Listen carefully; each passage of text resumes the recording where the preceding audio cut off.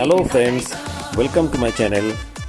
আপনারা দেখছেন picnic 2023। Advance technology এবং দৈনন্দিন কর্মব্যস্ততার সাঁড়াশি চাপে আমাদের মতো কর্মজীবী মানুষদের কাছে আত্মীয় স্বজন, বন্ধুবান্ধব এবং সর্বোপরি নিজের পরিবারের সদস্য যেমন সন্তান সন্ততি, এমনকি স্বামী স্ত্রীর মধ্যে কথা বলার সময় কেউ যেন কেড়ে নিয়েছে। জীবনধারায় কোথাও যেন একটা সমন্বয়ের অভাব দেখা দিচ্ছে। ঈশ্বরের যে অপার মহিমায় মানুষের সৃষ্টি, সেই মানুষদের মধ্যে কেমন যেন একটা ছন্ন ছাড়া ভাব দেখা দিয়েছে। সামাজিক বন্ধনের সুরটা কেমন যেন বেসুরো হয়ে যাচ্ছে। ধীরে ধীরে আমরা হাসতে ভুলে যাচ্ছি। এমন কোনো পরিবেশ আমরা পাই না যেখানে আমরা প্রাণ খুলে হাসতে পারি। আর এজন্য যেটা প্রয়োজন সেটা হলো উন্মুক্ত পরিবেশ, যেখানে থাকবে না কোনো পিতামাতার চোখ রাঙানি, শিক্ষকের অনুশাসন অথবা ঊর্ধ্বতন কর্তৃপক্ষের কোনো কড়া আদেশ। সেরকমই এক পরিবেশ হলো বন্ধুবান্ধব, আত্মীয় স্বজন অথবা অফিসের সহকর্মী মিলে শহর থেকে একটু দূরে কোথাও পিকনিকে যাওয়া। আর এই ভাবনাকে কাঁধে ভর করে ব্যাংক অফ বরোদার খড়গপুর, মেদিনীপুর এবং খড়িদা বাজার শাখার স্টাফ এবং তাদের পরিবারের সদস্যরা মিলে অফুরন্ত আনন্দের সন্ধানে বেরিয়ে পড়ে খড়গপুর শহর থেকে একটু দূরে নাম না জানা একটি গ্রামের শেষ প্রান্তে। গ্রামটির নাম গুমড়িয়াপাল। গুমড়িয়াপাল স্পটটা ভারতের মানচিত্রে বিশেষ কোনো জায়গা না পেলেও আমি হলপ করে বলতে পারি যে আপনার মনের মানচিত্রে এটি অবশ্যই দাগ কাটবে। খড়গপুর স্টেশন থেকে এর দূরত্ব প্রায় 17 কিলোমিটার। গ্রামের আঁকাবাঁকা পথ পেরিয়ে কংসাবতী নদীর ধারে অবস্থিত এই পিকনিক স্পট। সবুজে ভরা কাজু বাদামের বাগান এবং ইউক্যালিপটাস গাছের ঘন জঙ্গল প্রকৃতিপ্রেমিক মানুষের মধ্যে মনকে সাড়া দেবেই। কংসাবতী নদী কাঁসাই নদী নামেও পরিচিত। ছোটনাগপুর মালভূমি থেকে উৎপন্ন হয়ে পুরুলিয়া, বাঁকুড়া, ঝাড়গ্রাম, পশ্চিম মেদিনীপুর এবং পূর্ব মেদিনীপুর হয়ে এটি বঙ্গোপসাগরে মিশেছে। জলস্তর নিচে নেমে যাওয়ায় কংসাবতীর সেই বিস্তীর্ণ জলরাশি এখন দেখা পাওয়া দুষ্কর হয়ে পড়েছে।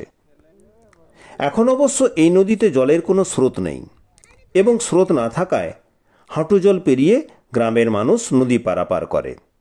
তবে এখানকার গ্রামবাসীদের সঙ্গে কথা বলে যা জানা গেল, বর্ষার সময় এই নদীর জলস্তর আগের মতন ভয়ঙ্কর না হলেও এখন কিছুটা বাড়ে। তখন অবশ্য হেঁটে নদী পারাপার করা যায় না। গুমড়িয়াপাল থেকে কিছু দূরেই একটি বাঁশের সেতু আছে, সেটিই দুপারের মানুষের মধ্যে সংযোগকারী হয়ে ওঠে। তবে এই নদীর জল এতটাই স্বচ্ছ যে জলের গভীরতা সহজেই আন্দাজ করা যায়। হাঁটু জল থাকলে কার না ভালো লাগে জলে নামতে?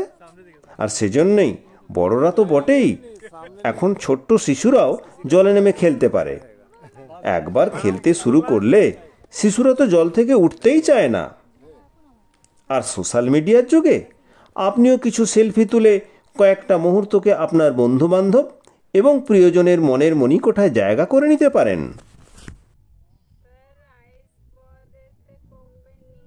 দেখে মনে হবে সুবোধ বালক বালিকার মতন এরা লেখাপড়ায় ব্যস্ত। আসলে এরা সকলেই খেলায় মত্ত। তাম্বুলা খেলায় একটু যে বিশেষ মনোযোগের প্রয়োজন হয়, তাই এরা খাতা পেন নিয়ে খেলতে ব্যস্ত।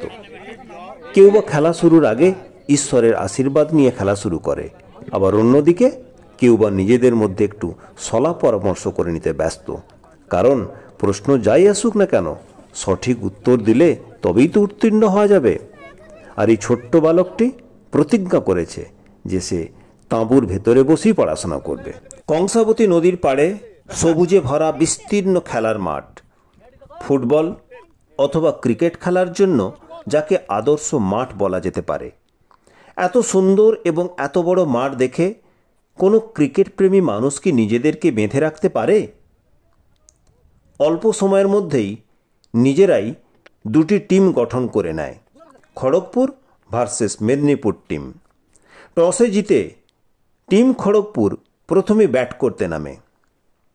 ব্যাটিং করতে নেমেই টিম খড়গপুর চৌকা এবং ছক্কা মারতে শুরু করে।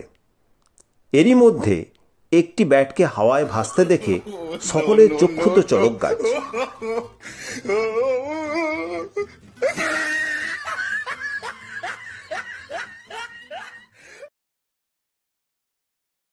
কিছুক্ষণ বিরতির পর আবার শুরু হয় নতুন উদ্যমে খেলা। প্রথম ইনিংস শেষ হওয়ার পর টিম মেদিনীপুর খেলতে নামে, কিন্তু তারা শেষ রক্ষা করতে পারেনি। অবশেষে টিম খড়গপুর বিজয়ী হয়। পাশাপাশি মহিলাদের মধ্যে চলতে থাকে মিউজিক্যাল চেয়ারের প্রতিযোগিতা। সমস্ত মহিলা এই প্রতিযোগিতায় অংশ নিয়ে খেলাটিকে বেশ আকর্ষণীয় এবং আনন্দমুখর করে তোলে।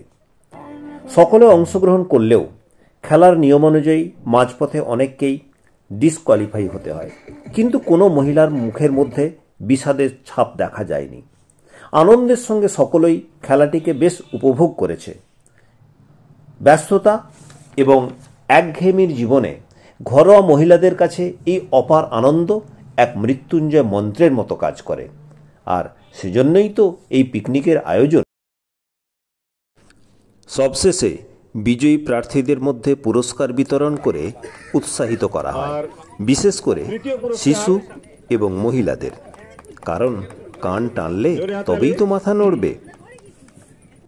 আজকের এই পিকনিকে বিশেষ অতিথি হিসাবে মেদিনীপুর ব্রাঞ্চের ব্রাঞ্চ ম্যানেজার উপস্থিত ছিলেন। তার মতে জীবন ও জীবিকার মধ্যে ভারসাম্য বজায় রাখতে গেলে এই ধরনের পিকনিকের আয়োজন অতি প্রয়োজনীয়। तो मुझे तो बहुत अच्छा, पहली बार मैं इस प्रोग्राम में अटेंड हुआ हूँ। मुझे तो ये बहुत अच्छा लगा और बहुत दिनों के बाद, करीब 25-30 साल के बाद मैं क्रिकेट भी खेला। मैं तो बोलता हूँ जो इसमें सम्मिलित नहीं हुए हैं, मैं तो चाहता हूँ कि वो भी इसमें सम्मिलित हो और इसका एक शायद पूरा एंजॉय लेना चाहिए। शायद ये इस तरह का जो ऑर्गेनाइज किया गया है, इस तरह का जो हमारा प्रोग्राम हुआ है, ये निश्चित रूप से एक बैंकर का जो प्रेशर है, प्रेशर कम करने में সব মিলিয়ে দিনটি খুব ভালোই কেটেছে। আশা করি সকলেই আগামী বছরের পিকনিকের জন্য অধীর আগ্রহে অপেক্ষা করবে।